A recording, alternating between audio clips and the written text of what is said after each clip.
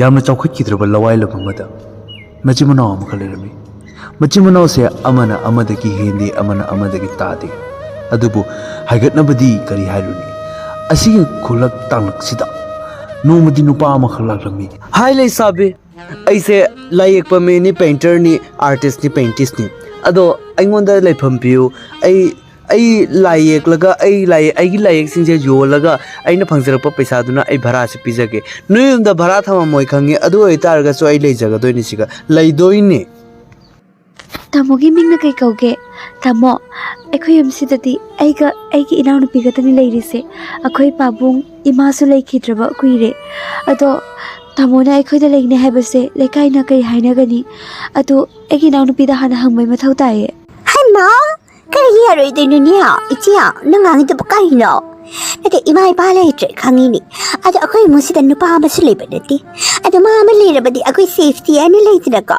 अदो कि लेकाइ करी लेकाइगी दमता अखोय खनबम थोकते हा लेकाइना अखोय साथाकपरा अदुना इचिया अखोयदि इमा इपा लेट्रबनि नत्या इमा इपानसु नुपा अमा पुरगा पिबिरकदबसु लेइते अदुना मखों थोंना लाक्सेरिबा नुपासे कौसनदम थोए नन ननाउ पिसे ग्यान याम ताइने होय फरे आई चंगे आइगी ट्रॉली बैग मैम से नोय थांजलो को नचिनराव नोयनी बेनु नन तामोगी चासे पिथकना बतावो हंगरांगदगी लाइसे चाकसु पिजदे अहिंगदा हाइदि थेंगबनिना हजिकति अयुक जौरे ब्रेकफास्ट किदमक्ता चासे मतति पिथकपा याइदना बेनु खने पोरी इचेदगी खनेगना ngsaina ayuga dawgatana karagi ilaiji de kaidagi loipna hachadana lonjakhrabi aduga isena hoti hotila chalu achiruga mi tangi tawrira nangito yamna ha khanjabi sadoira nangito khanjabi sadoira torkani ise society thoko aine chase lona loya bane bithakena karino da benu aina chadu lolutani hairiba aso ki yamna mahabharati thabagi mathau ta diye ado pare chadu lon lorebani ne kai no pirurage iche pirurage waramani inaudi potharose kariyo mati tamana lawge harbadi tharakani ko aina lonchiro laga ichena aina lolurini aigi khunna lonne kana tamodu iche kine nupa phani bagi nupa bhabagi sajari chato siga tarkano khana aigi nupa ni to iche soda chalo lonjabe aina lonjarabani na aina ne nupa duda makhaya tuga ilamdori mi haidana kari angang no ne khansu khalu daba wakhan pukhan sing se hekta ngang thorakpa asina ne mabu phatte haribase pare nangi ne nupa phagi dore adu tawdore da tawdore ngasi fo bane nupa amata koidana lakli bane cheni khangledana pare cho chasima piraga ne ai pikada banate horen cha koina ilaga loredana chalo tamo एबा ऐदी थोनो जलमने कमाइना हांदो जंगैनो खरसु नोक तोरा जंगो केदरके ऐगी room नि से sorry stars ai matung mana usnya nok tarok ai ko adum janga ga doine kagina ide ai gi room ngata ni city ai gi room ni na ai tama ai lon ma cha ne thakpio ऐ चा थकते ने ऐगी दमतदी coffee ओने पुरो ai ma ai na sakwana ayuk nganta pung om daw ga laga chalon bawo basina pung ni pa dalo sa libani cha se mahi adum ka kya mu khai adum ai asukwana lon ba cha se ta bona cha thakti coffee thayar ba hosi ai coffee lai ru mai matau ta ni yudi coffee lai te atna khoi sam si lawai ni de na ka adna ai pha se laga lai ru ta ni e adu mo kum kaya gi matung da lon balo re ka dauri ba khang di da mo ai cha se ta thapio de na please इबेमा ऐसे doctor ने हाइरपनी चा थकनो ना अदुगिने ऐ यामदि थकनिएबा अदो यारगदि नंग coffee दो अमतंगदि नंग ngамri यंगो अमता चो pari tamo na mo halabadi tamo gi wai khudi khuya khada coffee ke bo khathai ta phang de no khang de ne imphal de no mo sla ta bani na ai gi khong ngau ya ba tamo gi coffee da ije coffee ba me ro no dukan si bu coffee ke le ta tamo angan no tamo da tori ba sebani na tori dubo tamo pen bi bro ai khangi tamo di sauningam gani pela moi heba atubo angang thorai macha do atuna tamo gi manakta ibu changhandi mak ne tamo se ngodai muning ba ऐ दु coffee थे इने चा थकते ने doctor ने चा थो या देने ura urabase ai khanga bane ba tamo cha tha amoy na ado aina hairi mi cha tha amoy ibe ma torunu aina man thakani tamo cha thakani aina hekta cha du pugi bane ba aina hairi mi coffee thakpa mi mali he cha khot ba cha du tha amoy aina ado ba ta dr bane lamheli dana kari bu toruni ima I passing na sigra bane na ne khar lamheli heno hera kai khara ꯑꯗꯣ ꯃꯤꯅꯨ ꯑꯩ ꯅꯉꯣꯟꯗ ꯋꯥ ꯑꯃ ꯍꯥꯏꯒꯦꯅꯦ ꯍꯥꯏꯕꯤꯌꯨ ꯇꯥꯃꯣ ꯍꯥꯏꯕꯤꯌꯨ ꯅꯆꯜꯁꯨ ꯇꯥꯔꯒ ꯍꯥꯏꯅ ꯔꯦꯗꯤꯅꯦ ꯇꯥꯃꯣꯅ ꯍꯥꯏꯅꯤꯡꯂꯤꯕ ꯅꯨꯡꯁꯤ ꯄꯥꯝꯃꯤ ꯍꯥꯏꯕ ꯋꯥꯈꯜꯂꯣꯟꯗꯣ ꯍꯥꯏꯗꯣꯔꯛꯑꯣ ꯇꯥꯅꯤꯡꯕꯅ ꯁꯤꯔꯦ ꯏꯕꯦꯝꯃ ꯑꯩ ꯅꯉꯣꯟꯗ ꯀꯩꯅꯣꯝ ꯈꯜꯂꯤꯅꯦ ꯀꯔꯤ ꯍꯥꯏꯕ ꯇꯥꯃꯣ ꯇꯥꯃꯣ ꯑꯩꯕꯨ ꯅꯨꯡꯁꯤ ꯍꯥꯏꯕ ꯀꯩꯅꯣ ꯍꯥꯏꯁꯤꯕꯣ ꯑꯩꯈꯣꯏ ꯕꯦꯅꯨꯅ ꯇꯥꯔꯗꯤ ꯌꯥꯝ ꯁꯥꯎꯅꯤꯌꯦ ꯇꯥꯃꯣ ꯑꯩꯈꯣꯏ ꯕꯦꯅꯨꯗꯤ ꯃꯉꯣꯟꯗ ꯍꯥꯏꯔꯤꯉꯩ ꯌꯥꯕꯅꯦ ꯇꯥꯃꯣ ꯑꯩꯉꯣꯟꯗ ꯍꯦꯛ ꯅꯨꯄꯥꯅ ꯍꯥꯏꯔꯛꯄꯒ ꯑꯩꯈꯣꯏ ꯕꯦꯅꯨ ꯌꯥꯝ ꯁꯥꯎꯋꯤ ꯇꯥꯃꯣ ꯑꯗꯨꯅ ꯇꯥꯃꯣ ꯑꯩ ꯉꯁꯤꯐꯥꯎ ꯁꯤꯡꯒꯜ ꯑꯣꯏꯅ ꯄꯤꯌꯣꯔ ꯁꯤꯡꯒꯜ ꯑꯣꯏꯅ ꯂꯩꯔꯤ ꯇꯥꯃꯣ ꯇꯥꯃꯣꯅ ꯑꯩꯕꯨ ꯍꯥꯏꯕꯤꯔꯛꯂꯕ ꯉꯁꯤꯗꯤ ꯑꯩꯈꯣꯏ ꯕꯦꯅꯨ ꯇꯥꯗ꯭ꯔꯤꯉꯩꯗ ꯍꯥꯏꯔꯛꯑꯕ ꯇꯥꯃꯣ ꯑꯩ ꯌꯥꯖꯔꯦ ꯇꯥꯃꯣ ꯑꯩ ꯌꯥꯖꯔꯦ ꯇꯥꯃꯣ ꯑꯩ ꯌꯥꯖꯔꯦ Aina sukwana Napasibu Aina impress tawge haidura Aina wana janara Coffee kariba Kwasa satana Angao ba juhar Angao ba thaba daura Aisa angao pa daura Chalu reka Ay ichena chance lau le rame Aduna isibu pahamiyar Ay kamay tawni Ay hingna ka nadre Ay kanam tawre Ay tamoy se Tamoy le nana daure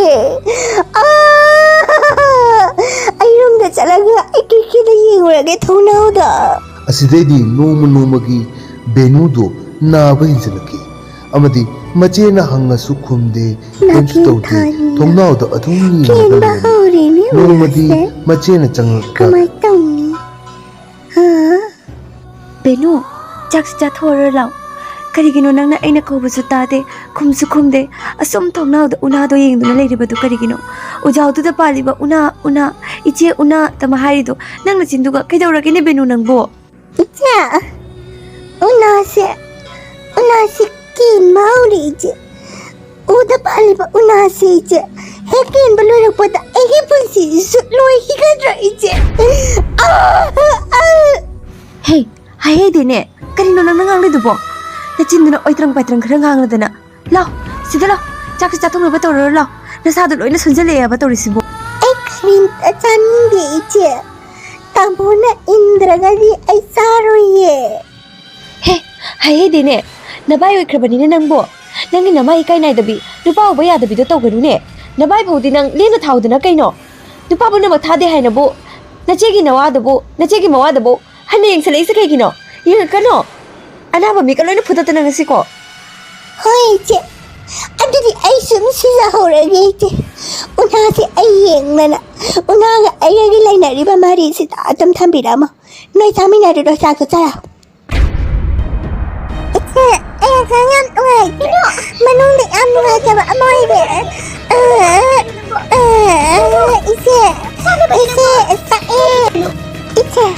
Ije. Thongno dam ting bio. Unasu king graba king jiba. King bio no sit na marolama. As nang namane. Una dula kidawna duno. Hidak chasaluro cho. Kaisi tawroye nangbo. Una na kidawduno. Nang namane asigumba amamada thajaba siga hingaw na leiradana. Beno kaisi tawroye na che leiridana nabai leiridana. Nabai na loina phanaba singani inaw sidi. Ije. Aigise chumnagi leina nate. Aigise wakhal leina ni ije. Aigise wakhal leina ne. Ai unasi ken behelo rupada.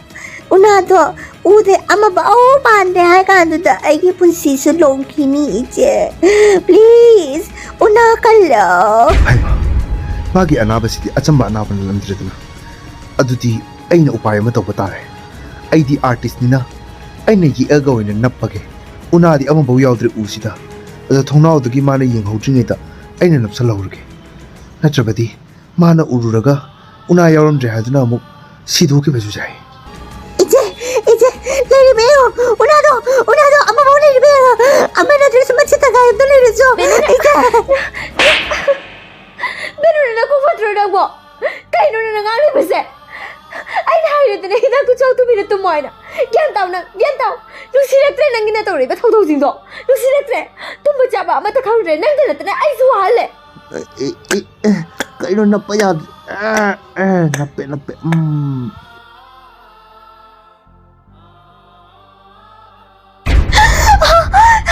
Tamo.